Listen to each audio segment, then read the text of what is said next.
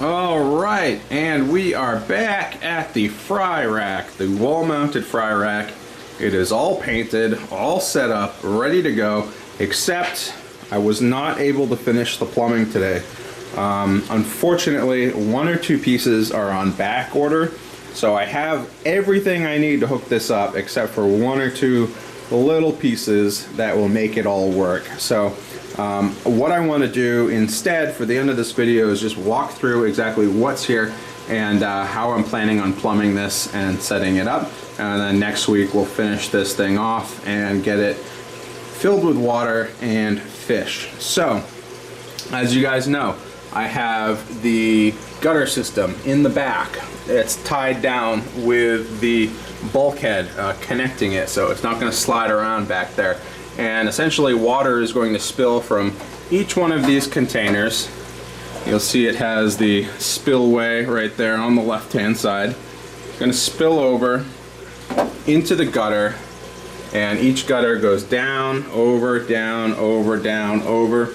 And then at the end, what I'm going to do is take that 1/2 inch line, which comes out the bottom there, and I'm actually going to tie it into this 55-gallon barrel.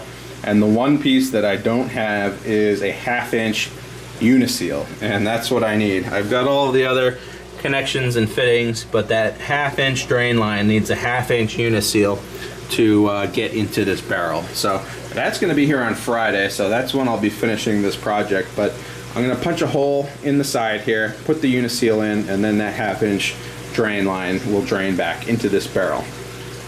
Alright, so that's how the water gets out of this system, how it overflows through all of the containers, all the gutters, back into this barrel. And how do I get water to the tanks? So I've got this pump, pond pump.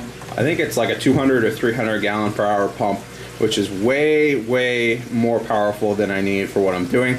I'm going to lose some head height, obviously, because I'm pumping it so high.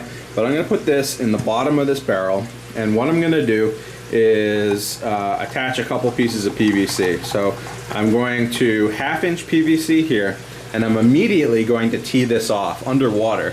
And what I'm going to do is attach a bypass, pressure relief bypass, which will allow me to fine-tune the pressure in the line, and it will allow some of the water to dump immediately back into this 55-gallon barrel. Now going up, we have another connector. This is a female threaded connector, and it goes to a male threaded quick connect, quarter-inch quick connect. I've got a lot of quarter-inch drip line all over the fish room, and this is going to be just the same. So that's going to a quarter-inch line, very small, so it's not going to take a whole lot of water. So again, most of the water is actually going to dump back out, but I needed something that was large enough to pump up to the top of this rack. So essentially that quarter-inch line is going to run across the top of each one of these shelves, and this is the basic layout that I'm thinking. So the quarter-inch line comes up, I'm going to either elbow or tee it off, and then it's going to go to basically a gangway of tees and then drip emitters. These are 1 gallon per hour drip emitters, which I think are going to be perfect for this installation. Now these are usually found in gardens or outdoors to water shrubs or vegetables or whatnot.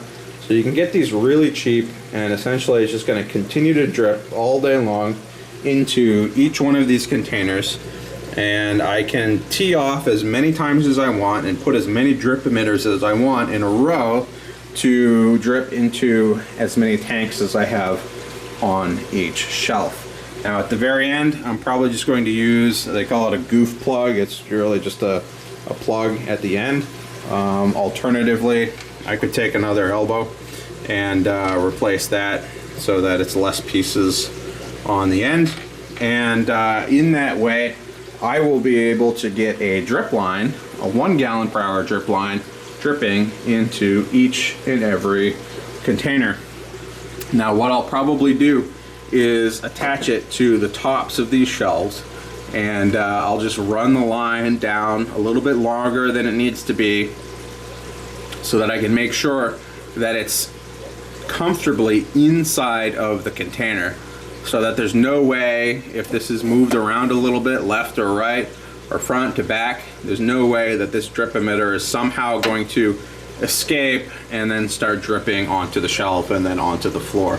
So I'll cut these a little long, get them inside these tanks, and then if I want to pull one of these for whatever reason and go do something with it, I'll just take that line and tuck it into the gutter system back behind it, so it can just continuously drip into that gutter whether or not there's a container there for it or not. I could alternatively put valves on every single one of these containers, but it's a lot of containers, it's a lot of valves. I don't really want to play around with it.